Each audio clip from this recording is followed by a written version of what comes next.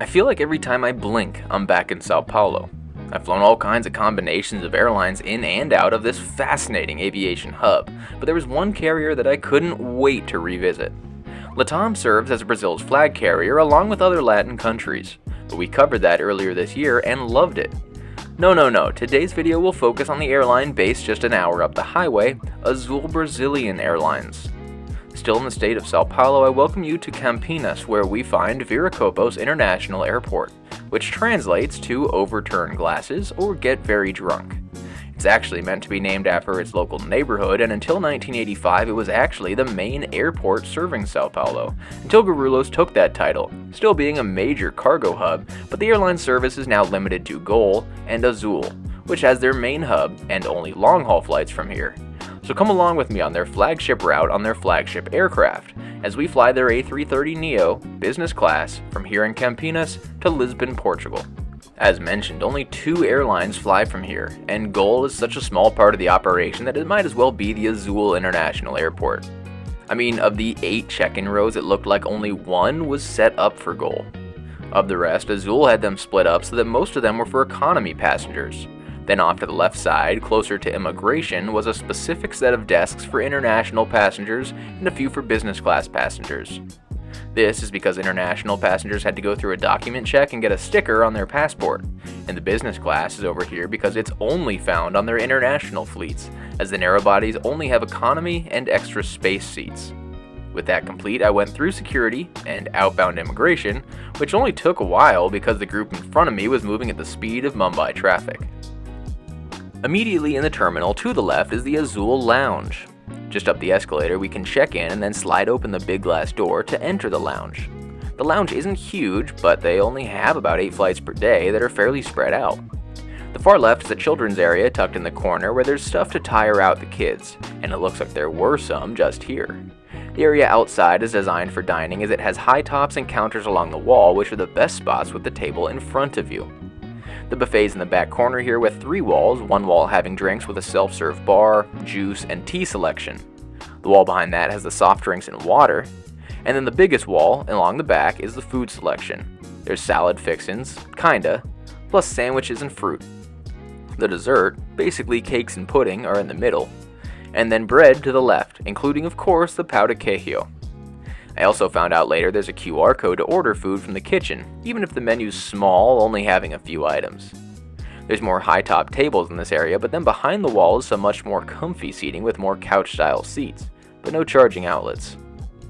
Then the biggest room is past that, where we see a ton more cushioned seats around the centrally located Nespresso bar to get whatever coffee you'd like made by their barista, plus a mini buffet with bread and juice basically. There's also this bench that seems to be the least comfortable seating option in any lounge ever. But then you've got this aisle here behind it which was semi-private, but the only seats with a window view and therefore the best natural light. The last thing in this area is the media room. You've got a few seats along the edges and then a TV mounted with a remote on a first-come, first-served basis. And the last thing is the showers, of which there's 2, but I didn't end up using them. I just got some food and a seat while my laptop died an inevitable death while watching Better Call Saul without charging outlets. All in all, we happen to be here in the busiest time of the day with 3 flights of people. I feel the lounge is a bit small, but honestly I'd bet that any other time of the day it feels much better. The food is somewhat bleak, but I'd be happy with just a plate of that cheese bread. There's also a wide assortment of seats and the space is definitely cozy. I'd just add more charging outlets and then you've got a great short-term lounge. Just don't leave too long of a layover. Then I left the lounge to make the walk to the aircraft, but was advised we'd be boarding about a half hour late, so I took a stroll. There's essentially 4 international gates in the A and B gates that make up an L shape. The B gates go past this fun mural, which is symbolic of the wonderful street art of Sao Paulo. These gates housed the US flights today, of which we see one of Azul's A330-200s to Orlando, which is adorned with the Brazil flag leading to the semi-facetious Brazil's flag carrier painted on it, as it is literally carrying the Brazil flag. That was also when one of their other special livery A330-200s was towed into the A gates, which would be leaving for Paris Orly about 30 minutes before us. Then over to the A gates. From here, our flight was departing at the farthest gate, But out the left, we see the entrance to the terminal and a storm rolling in so dark that it reminds me of Verstappen's Sao Paulo storm lap, which is almost as good as Leclerc's sunset lap in Austin. At the last gate, our A330-900 had arrived from Lisbon and was preparing to take us right back there. This plane in the standard paint. Personally, I think Azul has one of the better looking airplanes out here. Azul boards by group, with 1 through 3, but also separates business and priority passengers. This separated the boarding gates into the 2 jet bridges, making it easier to isolate the business class cabin. Now, a couple years ago, we flew Azul's A330-200 to Orlando, and I really liked the cabin, but I noted that it seemed a bit outdated, so I was excited to experience the cabin on one of their newer aircraft. With that, welcome on board Azul's A330neo business class cabin. They use the same Recaro seats found on the A330neo of TAP Portugal, which we reviewed earlier this year, but with colors that I think fit Azul a bit better. I think this gives a great look to the cabin, but if I were to design it, I'd add some decorations to the bulkheads, like the Azul logo or something Brazil themed. I also noticed that the entry galley for the second door had this fun decoration saying "Have a good flight" in different languages. In a 1-2-1 setup, these seats alternate closer to the window or aisle, and you'll want an odd numbered seat to have the extra privacy, as you can see the difference in how exposed you are to passerbys. As people board, however, let's take a look around this seat. There's a headrest that's adjustable 6 ways to look a bit funky, but cozy. The seat's pretty comfortable and actually pretty wide, I've found. There's an armrest on the side which folds down, which I figured out later, and then the windows above that, or window, as the last row's missing a window. The TV in front of you is a good size and tucks into the seat back for taxi takeoff and landing, but pulls out with this lever here. The tray table below that also pulls out with a lever, but in a bit more awkward of a motion than I'm used to. It's a bit small, so I'm glad to have the counter as well. Below that is the footrest, which has this slope to rest your feet on but no storage, so bags have to go overhead. There's a pocket along the aisle to store books or something, just not a computer. And then next to my right leg is an enclosed cubby just big enough for amenities or chargers, which is nice because there's charging ports located on the edge of the seat right in front of that. The seat controls are on the inside of the counter, as is another armrest which folds up when you'd like it. The counter isn't all that big and it's kind of an awkward shape, so it doesn't perfectly fit a computer, but it works. Then is the main enclosed storage cubby, which has the seatback TV remote, and then a shelf with literature which can be totally closed in this door that slides shut. And lastly, no overhead air vents. For the amenities, we got headphones that were quite comfortable and can be stored on the little hook. We were passed out champagne and a bowl of nuts with rosemary that kept getting in the way. Then the bedding, which had one of the best pillows I've ever gotten on a flight. It's super thick and better than most hotel pillows, super comfy for a good sleep. There's also the comforter, which is somewhat thin, but it's also kind of warm in here, so I'm glad to have it. The amenity kits are actually the same we got a couple years ago, but there's a decorative pink design with the Azul zipper. Inside, some great stuff like socks and eye mask, earplugs and dental kit, tissue and comb, but I also love the rituals amenities and the coolest part being the Azul luggage tag. And lastly, we also got a voucher for free Wi-Fi. A boutique carrier is typically much smaller than the mainline carriers of that country, but instead choose to differentiate from their competition through better customer experience and a more unique personalization. Boutique Airlines and David Neeleman are synonymous. For those unfamiliar with the name, his resume is astonishing. In 1993, he founded and ran Morris Air, which was largely a charter carrier in Salt Lake City until being acquired by Southwest. With that venture wrapped up, he helped launch WestJet up in Canada, a boutique carrier meant to take customers from Air Canada. He also founded New Air, which changed names to JetBlue. You might be familiar with it. And he started as CEO before stepping down to chairman of the board, and then eventually stepped down from that a year later and immediately founded Azul. So maybe he was bored. He relinquished the helm by now, and serves only as a chairman though.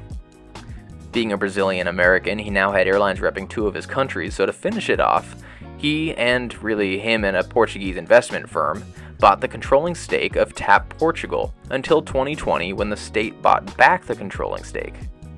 By that point, David had basically moved on from Azul and TAP, and WestJet and JetBlue were operating completely independently from him, so he decided to step up to the plate one more time, launching Breeze Airways, another boutique carrier located in the US.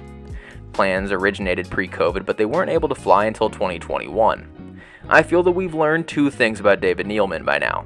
One, the dude needs a minimum of one airline project at all times. And two, with airlines like JetBlue and Azul, just gonna speculate as to what his favorite color is.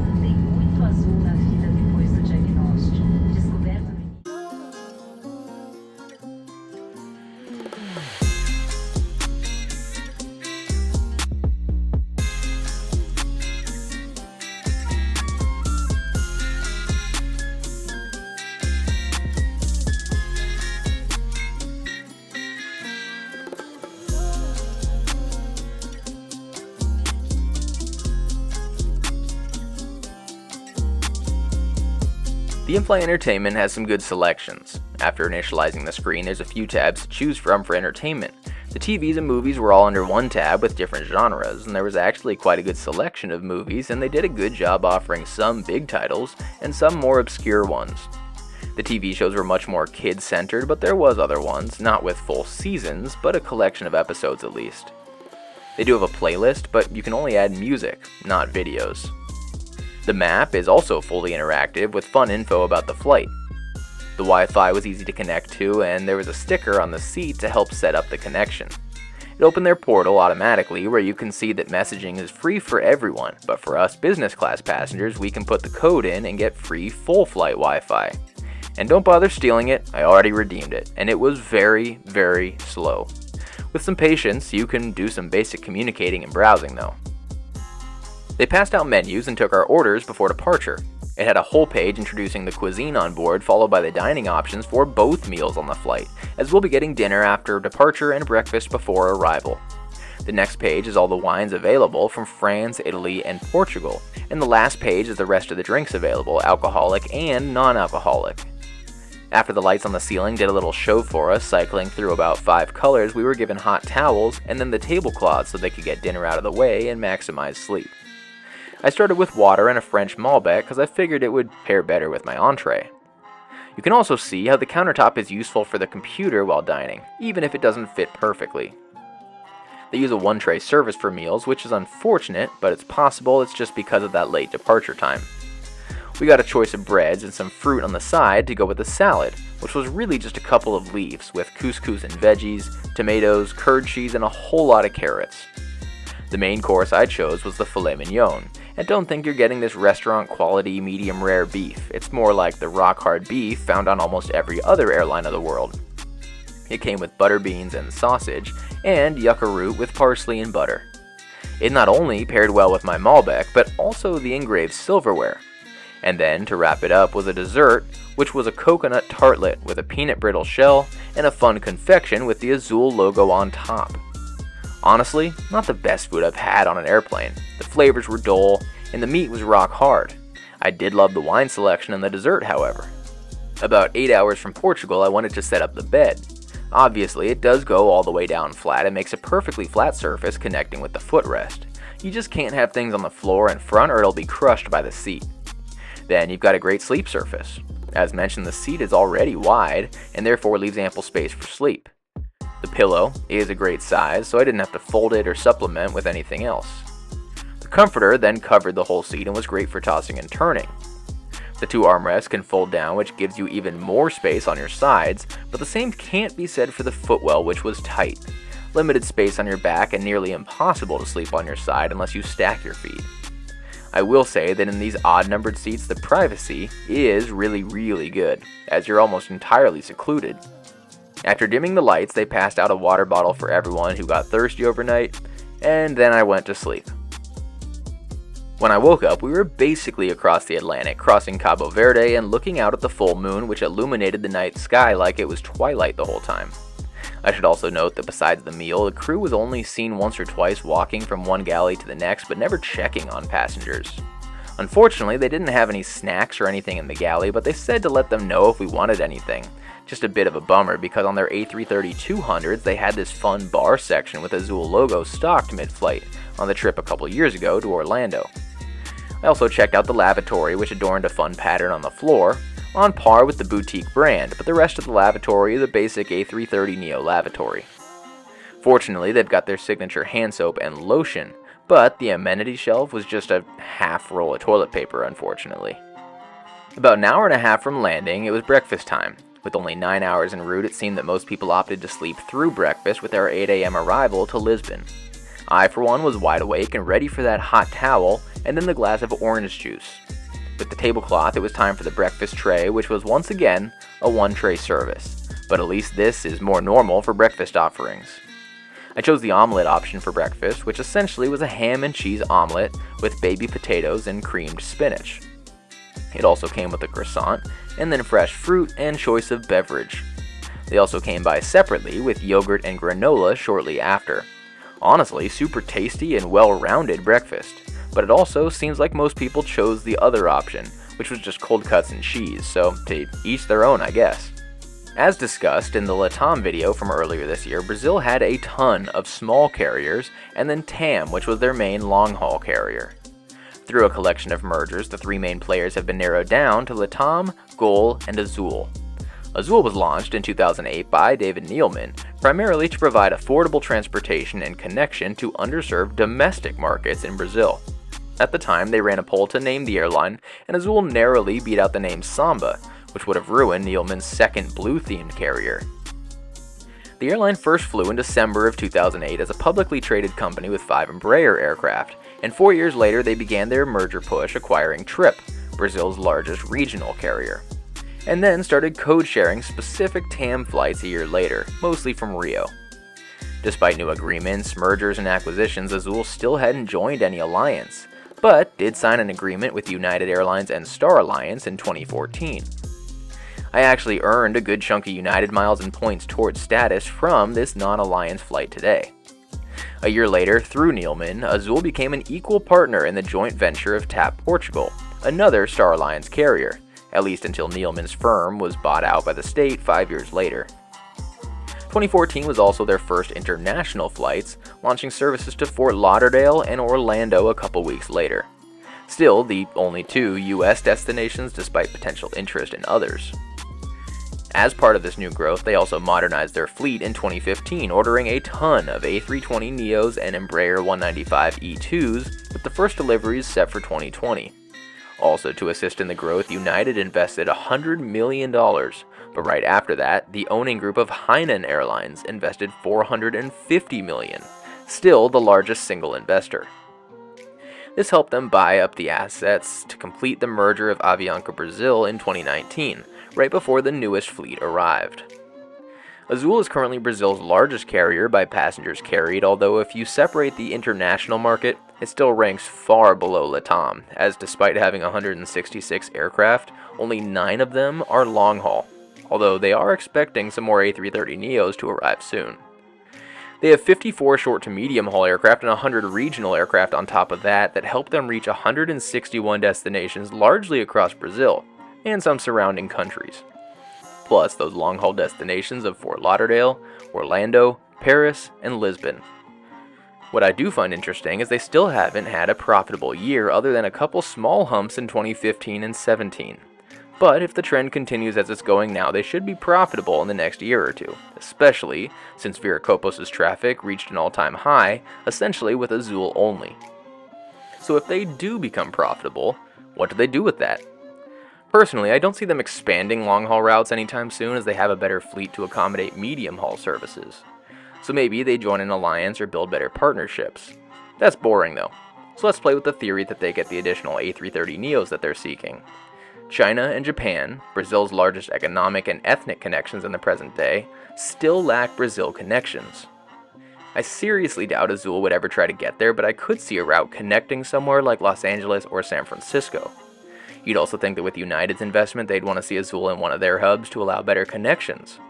Houston could be best for this if they want to connect with their other Brazilian destinations, but once again, San Francisco seems to make sense as it's not only a major United hub, but United has most Chinese and Japanese routes, so people could theoretically code share the journey all the way through. Plus, San Francisco still has no South America flights, despite the San Francisco to Sao Paulo market ranking amongst the world's highest unserved routes. So if United or LATAM isn't going to launch it, maybe Azul could cash in there, especially with one of those United connections. I get that I'm usually biased in wanting San Francisco, but this seriously makes sense to me. What do you think?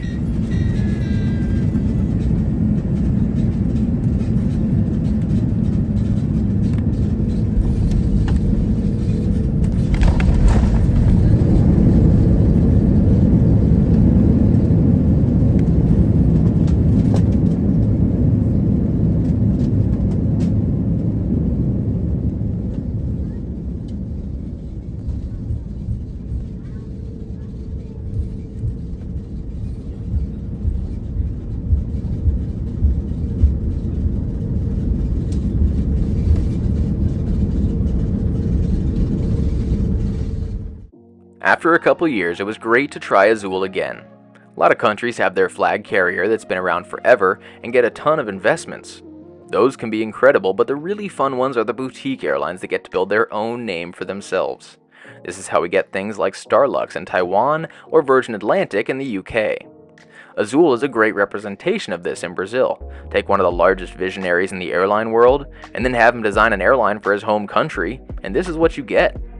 With some growing pains figured out, it appears that their growth is upon us. With passenger numbers on the rise, they recorded their high, not just since COVID, but surpassing pre-COVID levels.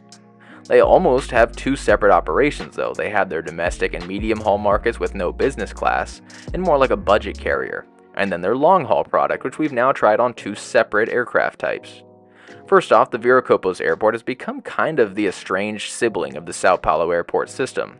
Guarulhos definitely has that flagship feel, and Campinas has an intricate domestic network, but if you can suck up the 50-mile drive, Viracopos is a real nice airport, and because it's smaller, it has a much more relaxed feel to it.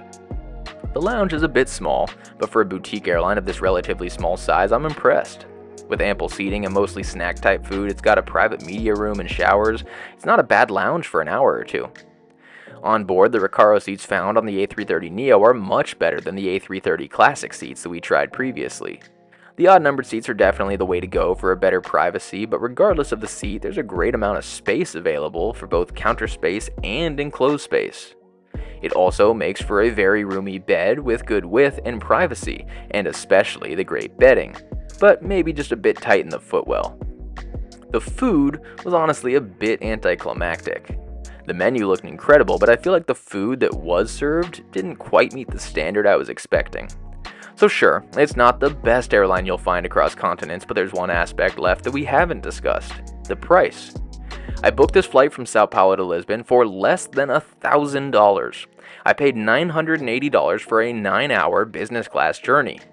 For contrast, LATAM's flight on the same route in business class was over $3,000 on the same day. So sure, it's farther from the city, but damn, it can save you some good money. And for that reason mostly, I will be back, especially with their routes to the US. But after my wait for over an hour at the infamous Lisbon immigration, I'm back in my favorite European city. So for now, it's time to explore. Let me know your thoughts below, and until next Sunday, safe travels. I'll see y'all next time.